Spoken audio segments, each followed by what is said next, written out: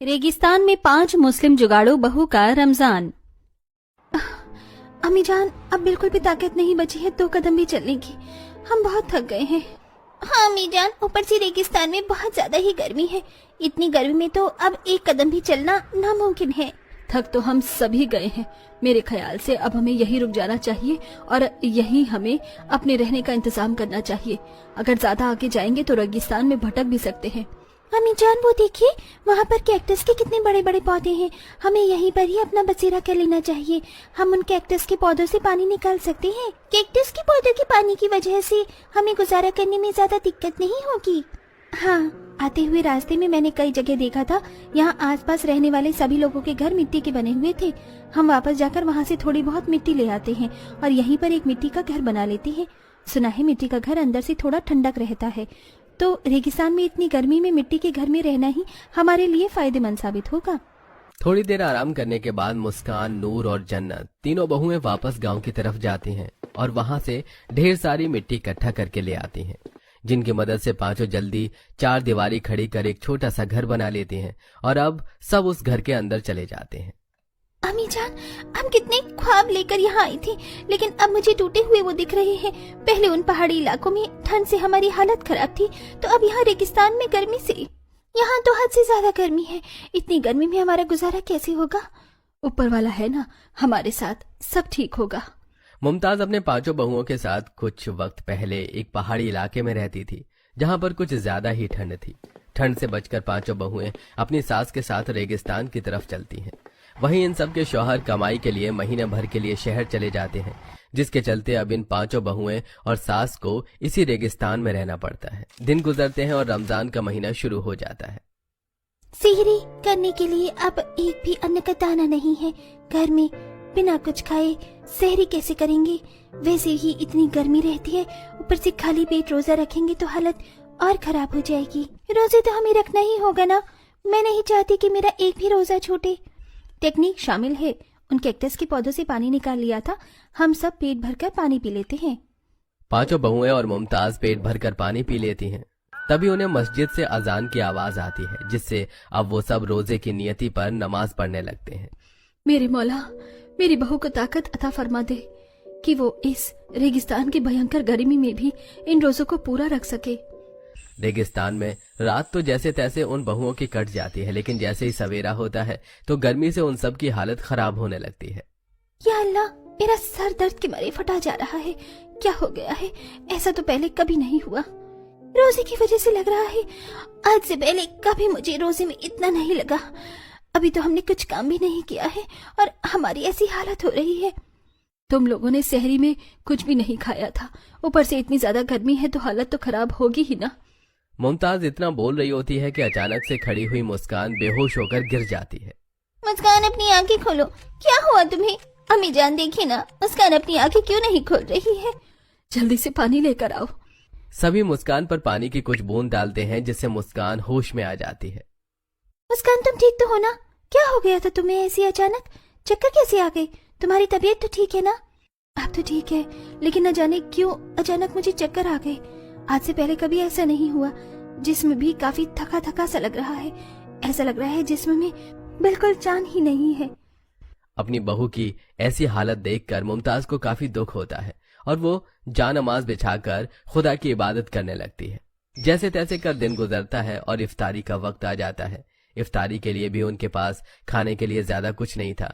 तभी नूर बाहर से कैक्टस के फल लेकर आती है और उन्हें ही काटकर प्लेट में रख देती है। इस रेगिस्तान में बस यही कैक्टस के फल ही मिले हैं। अभी इन्हें खाकर हमें रोजा खोलना होगा। शुक्र है कुछ तो मिला, वरना मैं तो काफी परेशान हो रही थी कि तुम लोगों की इफ्तारी कैसे होगी। थोड़ी देर में मस्जिद से सायरन की आवाज आती है और पांचों बहुएं और मुमताज दुआ करके उन कैक्टस के फलों को खाकर अपना रोजा खोलती हैं। और अभी इसी तरह सुबह सहरी में पेट भरकर पानी पीकर और शाम में कैक्टस के फल खाकर पांचों बहू और मुमताज के दिन गुजर रहे थे। जन्नत और मुस्कान आंगन में बैठकर सभी के कपड़े धो रही होती हैं कि तभी उन्हें थोड़ी दूर पर एक ऊंट दिखाई देता है, जिसे देख, अरे मुस्कान, वहाँ देखो, उस तरफ वो ऊंट ही ऊंट है ना? अरे हाँ जन्नत, वो तो है। चलो चलकर उसे लेकर आते हैं। मुस्कान और जन्नत दोनों उसे ऊंट को अपने घर पास ले आती हैं और एक साड़ी की मदद से उसे वहीं बांध देती हैं। वो जैसे ही बाकी घर वालों को बाहर बुलाकर लाती हैं तो देखती हैं कि उस ऊंट के थन से दूध टपक रहा है। अल्लाह, अम्मी जान देखिए, उनके थन से तो दूध टपक रहा है। इसके दूध से तो हमें काफी फायदा हो सकता है। इसे पीकर शरीर में ताकत बनी रहेगी। उस दिन मुमताज उसे उनके दोस्त से अपनी सगी भाभी के लिए शिरडी बनाती हैं, जिसे खाकर वो सभी काफी खुश होते हैं। अम्मी जान, ऊंट के दूध की छाछ तो काफी ज्यादा लजीज बनी है। मुझे नहीं पता था कि इतनी लजीज बन सकती है ये। मैं सोच रही हूँ कि अगर हम ऊंट के दूध को हम पास के शहर में ले जाकर बेचें तो थोड़ी बहुत कमाई तो आराम से हो जाएगी। सभी को नूर की बात में दम लगता है, जिसके बाद अगले दिन नूर और मुस्कान उस ऊंट की सवारी करते हुए शहर पहुंचती हैं और उसके दूध को वहां बेचकर थोड़े बहुत पैसे भी कमा लेती हैं। वो अक्सर दोनों हर रोज शहर जाकर उनका दूध बेचा करती थी।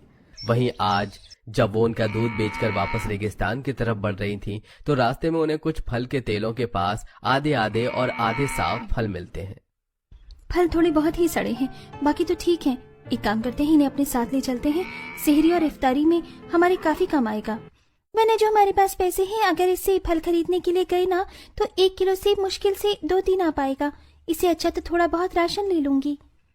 इस तरह बहुएं जुगाड़ से दूध बेचती हैं और जब भी उन्हें फलों के ठेले के पास आधे सड़े फल मिलते तो उसे लेकर घर आ जाती।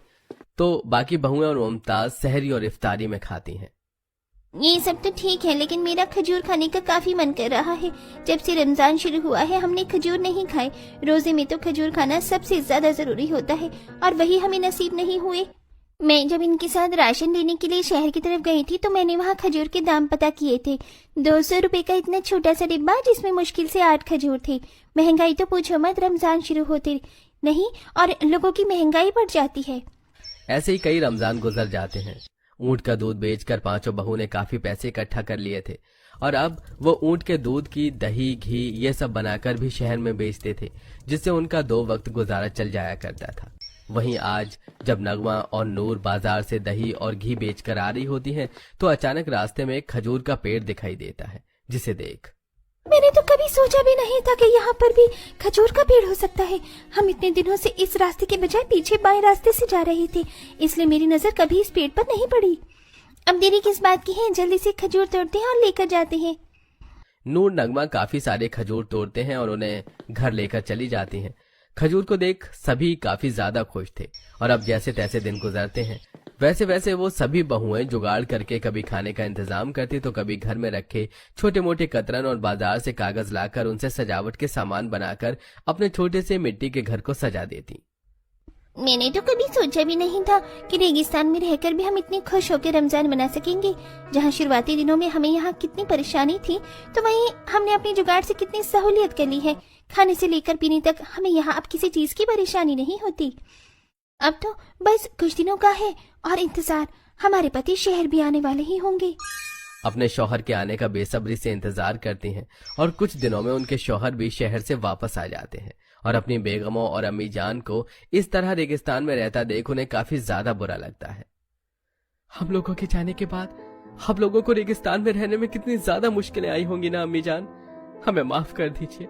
हम अब आपको शहर ले जाना चाहते थे, लेकिन हम वहां खुद नहीं थे, तो आप लोगों को कैसे रखते वहां पर। रेगिस्तान में रहते हुए कितनी मुश्किल से आपने गर्मी का सामना किया होगा, ऊपर से रमजान में तो आपकी हालत कितनी ज्यादा खराब हो गई होगी ना। शुरुआती दिनों में हमें काफी परेशानी हुई, लेकिन मेरी बहुओं के चलते अब हमें यहाँ रहने में कोई दिक्कत नहीं है। इन्होंने छोटे मोटे जुगाड़ करके खाने से लेकर पीने तक सब कुछ इंतजाम कर लिया है। अपनी माँ मुमताज की बात सुनकर पांचों बेटे काफी खुश होते हैं और अब वो भी कुछ दिन उनके साथ रहते हैं, जिसके बाद अब वो पास में ही शहर में एक अच्छा सा किराए का घर ले लेते हैं और अब वो सब राजस्थान छोड़ शहर में चले जाते हैं। अब बिना किसी छोटी बड़ी परेशानी के आराम से हंसी खुशी रहते हैं। तू ये बता कि तू चाहती क्या है। आज तेरी शादी को 1 साल से ज्यादा होने को आया है, लेकिन तूने मुझे कोई खुशखबरी नहीं सुनाई।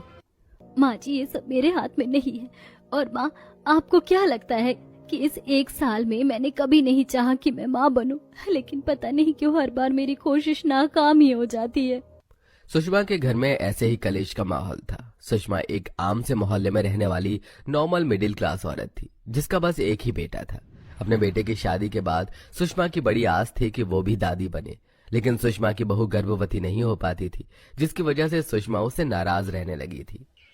ऐसे ही एक दिन। अरे सुषमा, बता क्या मिठाई खाएगी? मिठाई? किस बात की? मेरी बहू गर्भवती है, उसी की खुशी में कल मोहल्ले में मिठाई बांटूंगी।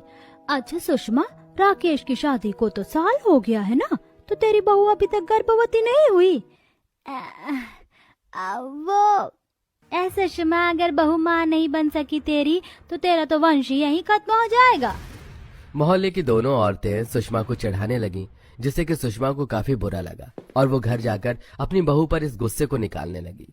तेरी वजह से आज मुझे मोहल्ले की औरतों ने क्या कुछ नहीं सुनाया। वो बराबर वाली पड़ोसन है ना, उनकी बहू आए बस 4 महीने हुए हैं और वो गर्भवती है। तू कब माँ बनेगी मनहूस? सुषमा की इन बातों का बेचारी बहू रोशनी के पास कोई जवाब नहीं था। वो बेचारी बस उसकी इन्हीं बातों को सुनती रही। रात को जब रोशनी का पति आया, तब रोशनी की गैर मौजूदगी में सुषमा ने राकेश से भी बात की। देख बेटा, तेरी पत्नी तो पता नहीं माँ बन भी पाएगी या नहीं, लेकिन अगर ये माँ नहीं बनी तो हमारे वंश का क्या होगा? मेरा तो कोई दूसरा बेटा भी नहीं है। माँ तो मैं क्या करूं? अब जबरदस्ती से तो कोई भी माँ नहीं बना है ना। ये लीजिए राकेश जी, आज मैंने आपकी पसंद के गोभी आलू। अरे मुझे नहीं खाने हैं गोभी आलू वालू, ले जाओ इन्हें। राकेश अपनी माँ की बातें सुनकर परेशान सा हो गया था, जिसका नतीजा ये आया कि उसका गुस्सा बेचारी रोशनी पर निकल गया। अब से घर में रोज ही कलेश होने लगा था। सुषमा को हर दिन अंदर ही अंदर अपनी बहू के मां न बन पाने की चिंता सताती थी और वो रोज ही राकेश से इस बारे में बात करती थी। आज भी वो राकेश से इसी बारे में बात कर रही थी। माँ अगर ऐसा है तो बताइए मैं क्या करूं? जो मैं कहूंगी तू वो करेगा। हाँ तो ठीक है, तू दूसरी शादी कर ले। लड़की मेरी नजर में है, तू हाँ कहे तो हफ्ते भर में मैं तेरी दूसरी शादी करवा दूंगी। माँ, दूसरी शादी? हाँ बेटा, अब इस घर को अगर एक वारिस देना है तो ये करना ही पड़ेगा। और वैसे भी तेरी पहली पत्नी तो गरीब घर से आई हुई है। इस बार मैं तेरी शादी बड़ी अमीर शहजादी से करवाऊंगी। सुषमा की बात पर न चाहते हुए भी राकेश को हामी भरनी पड़ी और उसने दूसरी शादी करने को अपनी रजामंदी दे दी। दूसरी शादी को सुनकर बेचारी रोशनी बिल्कुल टूट सी गई, लेकिन किसी ने उसके बारे में नहीं सोचा। सुषमा की नजर में लड़की पहले से थी। सुषमा ने उससे अपने बेटे की बात की और 1 हफ्ते के अंदर अंदर राकेश की दूसरी शादी दीपिका से हो गई। शादी के 2 दिनों बाद। हाय हाय, नजर ना लगे, कितना सुंदर जोड़ा लग रहा है मेरी नई बहू और बेटे का। देख राकेश, दीपिका को तो तेरे लिए बनाया गया था। ये रोशनी पता नहीं कहाँ से तुम्हारे बीच में आ गई। माँ, लेकिन रोशनी है तो मेरी ही बीवी। अच्छा चल, अब ये सब छोड़। मेरी नई बहू आई है ना, तो इसीलिए मैंने एक फैसला किया है। आज ही मैं तुम दोनों बहुओं के बीच बंटवारा करूंगी। माँ जी, कैसा बंटवारा? एक ही छत के नीचे 2 सौतन नहीं रह सकती, इसीलिए आज से तू ऊपर वाली मंजिल पर रहेगी। अब जब मेरे बेटे का नाम तुझसे जुड़ ही गया है तो मैं तुझे घर से नहीं निकाल सकती हूँ, लेकिन अब से तेरी हर चीज हमसे अलग होगी। तू ऊपर रहना, खाना पीना, लेकिन कभी हमारे इस परिवार के बीच आने की कोशिश ना करना। और मेरी दीपिका बहू, तू अब से नीचे मेरे और राकेश के साथ रहा करेगी। सुषमा ने एक ही दम से रोशनी की साल भर की खिदमत और मेहनत को मिट्टी में मिला दिया था, लेकिन बेचारी रोशनी इसमें भी सब्र कर गई और कुछ नहीं बोली। उसने अपना सामान अपने कमरे से उठाया और वो उसे लेकर छत पर जाने लगी। रोशनी, तुम भले ही ऊपर जा रही हो, लेकिन तुम हो इसी घर का हिस्सा। माँ की बातों को दिल पर मत लेना। ये लो, मैं इसी तरह से तुम्हारे खर्चे के लिए तुम्हें पैसे देता रहूंगा। राकेश जी, मुबारक हो आपको आपकी नई जिंदगी। रोशनी बेचारी बुझे मन से छत पर आ गई, जहां पर बस एक ही कमरा बना हुआ था। रोशनी ने उसमें चटाई बिछाई और बाहर ईंटों का चूल्हा बना लिया। अभी के लिए इतना इंतजाम काफी है। मैं नीचे से अपनी शादी के बर्तन भी ले आऊंगी और धीरे धीरे इस बेरौनक जगह को भी सही कर दूंगी। अगले दिन। अरे बहू, ओ दीपिका बहू, अरे उठ भी जा, मुझे भूख लग रही है। अरे नहीं, माँ जी को इस वक्त तक तो मैं नाश्ता दे देती थी, लेकिन दीपिका ने नहीं दिया। कोई बात नहीं, दे देगी, उनकी ही पसंद की बहू है। वैसे भी सासू माँ ने ही तो करवाया है हम पति पत्नी के बीच बंटवारा। रोशनी ने दिल को पक्का करके अपनी सास की चीखों को इग्नोर किया। काफी देर बाद लगभग 11 बजे सुषमा की नई बहू दीपिका सोकर उठी और अरे बहू, मैं कब से तुझे आवाजें दिए जा रही थी, तू कितनी देर बाद निकल कर आई है अपने कमरे से? क्यों दे रही थी आवाजें? मैं तो ऐसे ही उठती हूँ, किसी के बाप की नौकर नहीं हूँ यहाँ जो जल्दी उठकर काम करूँ। बहू, मैंने तो ऐसा कुछ तुझसे कहा भी नहीं जो तू इतनी भड़क गई। हाँ, मुझे ऐसे ही गुस्सा आता है। अब आपने कुछ किया हो या नहीं? दीपिका ऐसे बोलकर फिर से अपने कमरे में चली गई, जिसकी वजह से सुषमा को ही अपने लिए नाश्ता बनाना पड़ा। ऐसी दोपहर हो गई। हे भगवान, दोपहर होने को आई, अभी तक मेरे घर में ना झाड़ू लगी और ना ही खाने पकाने का कुछ हुआ है। एक तरफ सुषमा परेशान थी तो वहीं दूसरी तरफ मुझे तो भूख लग रही है, खाना खा लेती हूँ। माँ जी भी भूखी हैं। कोई नहीं, वैसे भी मेरे हाथ का कुछ नहीं खाएंगी। रोशनी बेचारी मजबूर हो रही थी। वो चाहकर भी अपनी सास की मदद नहीं कर सकती थी। आज कुछ इस तरह से सुषमा का अपनी नई बहू के साथ दिन गुजरा। न उसे वक्त से खाना मिला, न नाश्ता, और साथ ही आज पूरा दिन सफाई भी नहीं हो पाई। ऐसे ही अब सुषमा को नई बहू के साथ एक हफ्ता हो चुका था। इस एक हफ्ते में सुषमा और राकेश के घर का हर काम बदल चुका था। उन्हें न वक्त से खाना मिलता था और घर भी पूरा टूट सा गया था। वहीं दूसरी तरफ अकेले और बंजर से एक कमरे को भी रोशनी ने स्वर्ग सा बना दिया था। वाह, मेरे बोए हुए नींबू के बीज भी फूट रहे हैं। अब मैंने सफाई कर ली है तो अब मैं अपने पौधों को पानी दे देती हूँ। एक तरफ रोशनी इस तरह वक्त से सभी काम कर रही थी तो वहीं दूसरी तरफ दीपिका, कभी तो कोई काम वक्त से कर दिया करो, या तुमने सोच रखा कि इन लोगों को बस सताना ही है? ये मैं नहीं, तुम दोनों माँ बेटे सोचे हुए हो कि मुझे नौकरानी बना कर रखना है। अरे वरना तुम लोग मुझसे इतने कामों को नहीं बोलते। अब सुषमा के घर में कलेश भी होने लगा था। ऐसे ही एक दिन सुषमा अपनी दूसरी बहू दीपिका के साथ बाजार आई हुई थी। अरे देख दीपिका, कितनी अच्छी सब्जी इस दुकान पर रखी हुई है, चल थोड़ी सी ले लेते हैं, तो इससे पालक पनीर बना लेना। नहीं माँ जी, भूल जाओ, मैं कोई पालक पनीर वनीर नहीं बनाऊंगी। दीपिका ने ऐसे बोलकर बात को खत्म कर दिया, लेकिन सुषमा को काफी बुरा लगा था, जिसकी वजह से वो दीपिका से बोली, तू करती ही क्या है जो डायलॉग मार रही है? दुनिया भर के काम करवा कर आप ये बोल रही हैं कि मैं करती ही क्या हूँ? दोनों सास बहू में ऐसे ही लड़ाई हो गई। अब अगली सुबह आई तो सुषमा के घर में कोहराम मच गया। कुछ मिला क्या राकेश? माँ मिला ना, बस एक ये चिट्ठी मिली है। दोनों माँ बेटे परेशान थे। उनकी आवाजें सुनकर ऊपर से रोशनी भी उतर कर आने लगी कि तभी उसका पांव फिसल गया और वो सीढ़ियों से गिर गई। राकेश ने जब उसे देखा तो वो जल्दी से भागा और उसे डॉक्टर के यहाँ लेकर गया। हाँ राकेश जी, मैं गिर गई थी। हाँ, क्या हुआ? सुबह से ही इतना शोर क्यों था घर में? दीपिका मुझे छोड़ के चली गई। मुझे बस उसकी एक चिट्ठी मिली थी जिसमें लिखा हुआ था कि मैं जा रही हूँ और कभी नहीं आऊंगी। मुझे मेरे लिए सही इंसान मिल गया है। क्या? तो अब आप? तुम्हारे लिए खुशखबरी भी है रोशनी। जानती हो, तुम्हारी चोट लगने से तुम्हारे पेट की एक दिक्कत सामने आई जो तुम्हारी माँ बनने में बाधा बनती थी। डॉक्टर ने मुझे उसके बारे में बताया। अब मैं तुम्हारा इलाज करवाऊंगा और उसके बाद हम खुशी खुशी साथ में जिंदगी गुजारेंगे। राकेश के मुंह से यह सुनकर मानो रोशनी को स्वर्ग सा मिल गया।